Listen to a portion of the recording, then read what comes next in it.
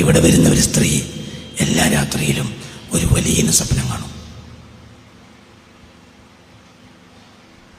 ഒരു പെണ്ണ്, ഒരു ബാല്യക്കാരത്തി, ചെറുപ്പക്കാരത്തി, 40 വയസ്സ് യൗവനം ബാക്കി നിൽക്കുന്ന ഒരു പെണ്ണിൻ്റെ പുതപ്പിൽ ഒരു വലിയ കയറി കിടക്കുക. രാത്രിയായ മരിച്ചു ഒരു വലിയ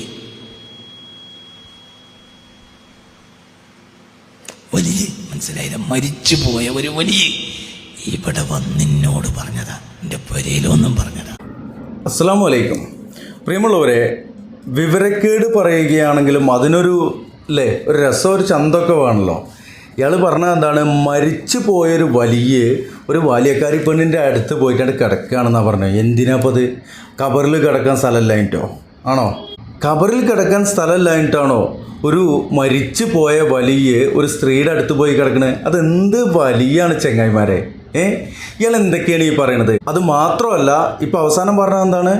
ഇവിടെ മരിച്ചു പോയ മൂപ്പരെടുത്ത് വന്ന് പറഞ്ഞാന്നാ പറഞ്ഞത്. കേട്ടോ കാണി, മരിച്ചു പോയ ഒരു വലിയ ഇവിടെ വന്നിന്നോട് പറഞ്ഞതാ. അങ്ങനെ തന്നെയല്ലേ പറഞ്ഞത്? ബാക്കി പറയട്ടെ. രാത്രിയായി ഉറങ്ങാൻ കിടന്നാൽ ഈ വലിയ വന്നിട്ട് ഈ പുതപ്പ് കയറും. അടുത്ത് കിടക്കല്ല, പുതപ്പിൻ്റെ ഉള്ളിൽ കണ്ട് കയറുക എന്നാ പറഞ്ഞത്. ചെറിയ കുട്ടികളൊക്കെ കണ്ടു വെച്ചെങ്കിൽ ഇയർഫോൺ വെച്ച് കേൾക്കി. പിന്നെ ഒരു പെണ്ണിനെ പുരുഷൻ എന്തൊക്കെ ചെയ്യോ അതൊക്കെ ഈ പെണ്ണിനെ ചെയ്യും. ആരാണ് ചെയ്യണത്? മരിച്ചു പോയ വല്ലാത്ത ജാതി എന്നിട്ട് ഒരു പുരുഷൻ ഒരു പെണ്ണിനെ എന്തൊക്കെ ചെയ്യോ അതൊക്കെ ചെയ്യുന്നു. എന്തൊക്കെ ചെയ്യാന്നുള്ളത് അയാൾ വിശദീകരിച്ചിട്ടില്ല, ഞാനത് വിശദീകരിക്കുന്നില്ല. കേൾക്കുന്നവർക്ക് മനസ്സിലാവുന്നുണ്ടെങ്കിൽ മനസ്സിലാക്കുക, അത്രേ നമുക്ക് ചെയ്യാൻ പറ്റുള്ളൂ. അല്ലെങ്കിൽ സർട്ടിഫിക്കറ്റൊക്കെ വെക്കേണ്ടി വരും. അപ്പോൾ ഈ പെണ്ണെന്ത് വിചാരിക്കും? മരിച്ചവരല്ലേ, ഒരിക്കൽ തെക്കിരിപ്പുണ്ടാവില്ലല്ലോ, അപ്പോൾ ആറാമാവില്ലായിരിക്കും. മരിച്ചു പോയവർക്ക് തക്ലീഫില്ല. ശരി, മരിച്ചു പോയവർക്ക് തക്ലീഫില്ല എന്നുള്ളൂ. എന്നാൽ മരിച്ചു പോയ മയ്യത്ത് എന്നിട്ട് നീച്ചു വന്നിട്ട് ജീവനുള്ളവർ ചെയ്യുന്ന പോലെയൊക്കെ ചെയ്യും എന്നാണ് ഇയാൾ പറയണത്. എവിടുന്ന് പഠിച്ചിക്കണോ അവേ? ജീവിതകാലത്ത് പൂതി ഉണ്ടാവും, വിവാദത്തോണ്ട് അതിന് നേരം കിട്ടിയിട്ടുണ്ടാവില്ല. തിരിഞ്ഞുക്കണോ? ഏതോ ഒരു ചെങ്ങായി ഏതോ ഒരു താത്താൻ്റെ അടുത്ത് പോയി പുതപ്പിൻ്റെ ഉള്ളിൽ കയറി. അതിന് ഏതോ ഒരു വട്ടൻ വലിയൻ്റെ പേര് എഴുതിയിട്ട്, അതായത് ഒറിജിനൽ വലിയല്ല, അങ്ങനെ വലിയകൾ മരിച്ചു പോയി കഴിഞ്ഞാൽ പോയി ഇങ്ങോട്ട് വരൂല. ഏത് പുതപ്പിൻ്റെ ഉള്ളിൽ കയറിയിട്ട് മറ്റേ അതിന് വരൂല. എന്താ മൊയിലേരങ്ങൾ.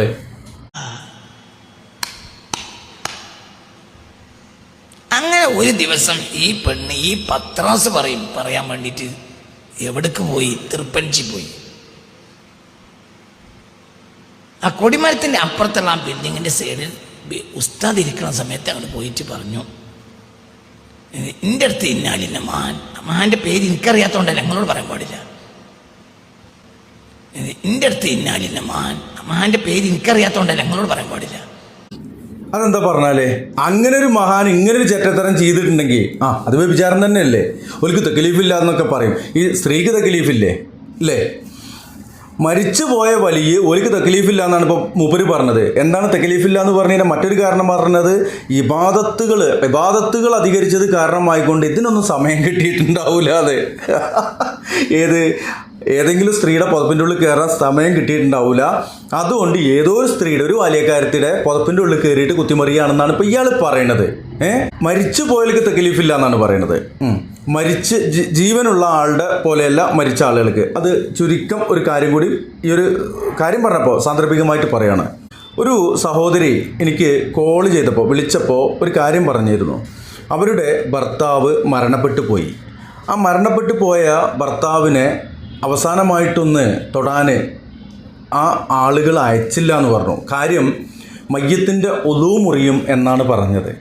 അവിടെ പ്രിയപ്പെട്ട സഹോദരന്മാരെ മനസ്സിലാക്കുക, മയ്യത്തിന് ഒലു ചെയ്തു കൊടുത്താൽ മതി, പിന്നീട് ആ ഒലു മുറിയുന്നില്ല. മയ്യത്ത് ജനാപത്തുകാരനായിട്ടാണ് മരിക്കുന്നതെങ്കിൽ എനിക്ക് ജനാപത്ത് കുളിയില്ല. സാധാരണ എല്ലാ മയ്യത്തിനുള്ള കുളിയേ ഉള്ളൂ. മയ്യത്ത് മലമൂത്ര വിസർജനമൊക്കെ ചെയ്തിട്ടുണ്ടെങ്കിൽ നമ്മൾ കഴുകി കൊടുക്കുന്നുണ്ട്, ഒലു ചെയ്തു കൊടുക്കുന്നുണ്ട് കുളിപ്പിക്കുന്ന സമയത്ത്.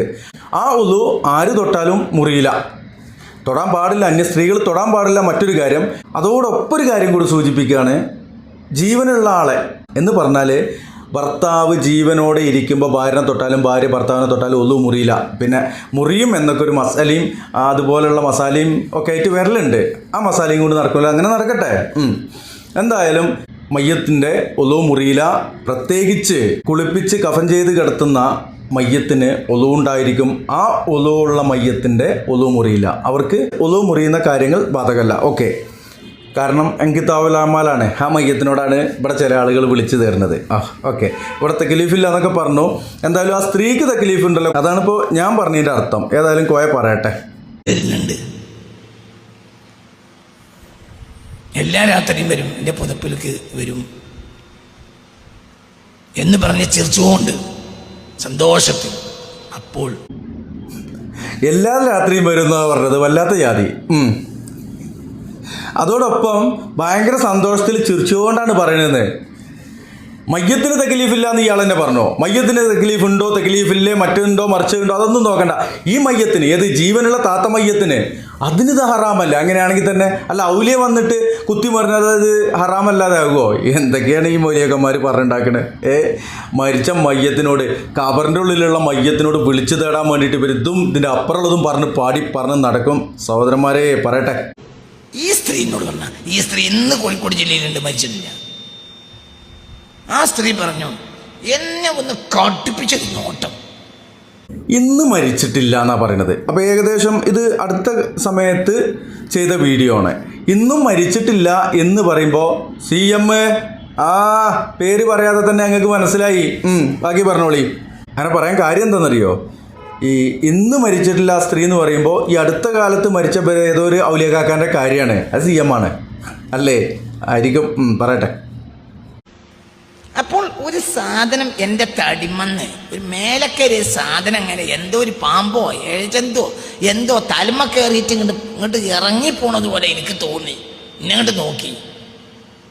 നാലിൻ്റെ ഔലിയപ്പാപ്പ എൻ്റെ അടുത്ത് രാത്രി വന്ന് എൻ്റെ ഒപ്പം കിടക്കലുണ്ട് എന്ന് പറഞ്ഞപ്പോൾ, പറയുന്നതിന് മുമ്പേ കടക്കൽ മാത്രമല്ല, പുതപ്പിൻ്റെ ഉള്ളിൽ കയറലുണ്ട്. പിന്നെ ഒരു പുരുഷൻ ഒരു സ്ത്രീനെ എന്തൊക്കെ ചെയ്യും അതൊക്കെ ചെയ്യലുണ്ട്. പേര് ഔലിയപ്പാപ്പാക്ക്, പരിപാടിയോ അതായിരിക്കാണെന്നുള്ളത് ഇപ്പോൾ ഇയാൾക്ക് അറിയുമായിരിക്കും. ഞാൻ ചിരിച്ചോണ്ടാ പറഞ്ഞത്, സന്തോഷത്തിൽ. കാരണം എന്നത് തിരഞ്ഞെടുത്തല്ലോ എന്നത് സന്തോഷം. അപ്പം എന്നെ ഒന്ന് രൂക്ഷമായിട്ടൊന്ന് നോക്കി. അപ്പം എൻ്റെ മൂർത്തവും മുതലൊരു സാധനം അങ്ങനെ ഇറങ്ങിപ്പോണ മാതിരി എനിക്ക് തോന്നി. അതുകൊണ്ട് ഇറങ്ങി. അപ്പോൾ പറഞ്ഞു തിരിഞ്ഞു നോക്കികളാണ്. തിരിഞ്ഞു നോക്കുമ്പോൾ നഗ്നനായ കറുകറുത്ത മനുഷ്യൻ ഓടണ കണ്ടു. ഞാൻ ഇനി വരൂലട്ടോ എന്നും പറഞ്ഞു. പിന്നെ വന്നിട്ടില്ല. എങ്ങനെയുണ്ട്? ഇത് ഈ സ്ത്രീ എന്നോട് ഇവിടെ വന്ന് പറഞ്ഞതാ. അപ്പം നേരത്തെ പറഞ്ഞത് മയ്യത്ത് വന്ന് പറഞ്ഞു എന്നല്ല, സ്ത്രീ വന്ന് പറഞ്ഞു എന്നായിരിക്കാം. ഓക്കെ, കറുകറുത്ത ആ മനുഷ്യൻ ഗ്യാരണ്ടി കളറാണ്. എന്താവട്ടെ, ഞാൻ ഏതായാലും അത് ഊഹിച്ച് പൂരിപ്പിക്കാനൊന്നും പോകുന്നില്ല. ഇതാണ് ഇവരുടെ അവസ്ഥ. മനസ്സിലാക്കുക. ഇത് നമ്മൾ മുമ്പേ ഒന്ന് റിയാക്റ്റിംഗ് വീഡിയോസിൽ ചെയ്തതാണ്. ഒന്ന് ഇവിടെയും കിടക്കട്ടെ എന്ന് കരുതിക്കൊണ്ട് മാത്രമാണ്. ഇൻഷാ അല്ലാഹ് മനസ്സിലായിക്കോളൂ സഹോദരന്മാരെ. ഇതുപോലെ പറയുന്ന ഇതിന് അതാ പറയാ ഔലിയ വ്യഭിചരിക്കാൻ പോയിന്ന്. അതിനിപ്പോൾ എന്താ പറയുക നമ്മുടെ നാട്ടിൽ? അതന്നെ.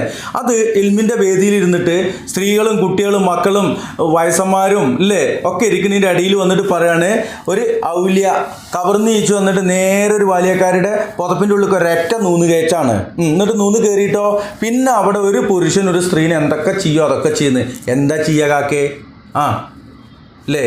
ഇതിപ്പോൾ എനിക്ക് അത്ര തന്നെ വിശദീകരിക്കാൻ കഴിയില്ല. ഇനിയിപ്പോൾ വേറൊരു കാര്യമുണ്ട്. ഇത് പിന്നെ എന്തിനെ കാണിച്ചത്? ഇതുപോലെയുള്ള വിവരക്കേടുകൾ, ഇതുപോലെയുള്ള വിവരം കെട്ട വർത്തമാനങ്ങൾ പറഞ്ഞാൽ അത് കാണിക്കാതിരിക്കാൻ കഴിയില്ല, റിയാക്ട് ചെയ്യാതിരിക്കാൻ കഴിയില്ല. അതുകൊണ്ട് മാത്രമാണ് ആർക്കെങ്കിലും ബുദ്ധിമുട്ട് നേരിട്ടുണ്ടെങ്കിൽ ക്ഷമിക്കാൻ പറ്റില്ലെങ്കിൽ ദയവ് ചെയ്ത് സഹിക്കേണ്ടി വരും എന്നാണ് ഇവിടെ പറയാനുള്ളത്. ഈ വീഡിയോ അതിൻ്റെ ചെയ്യുന്നു. അസ്സലാമു അലൈക്കും വറഹ്മത്തുള്ളാഹി.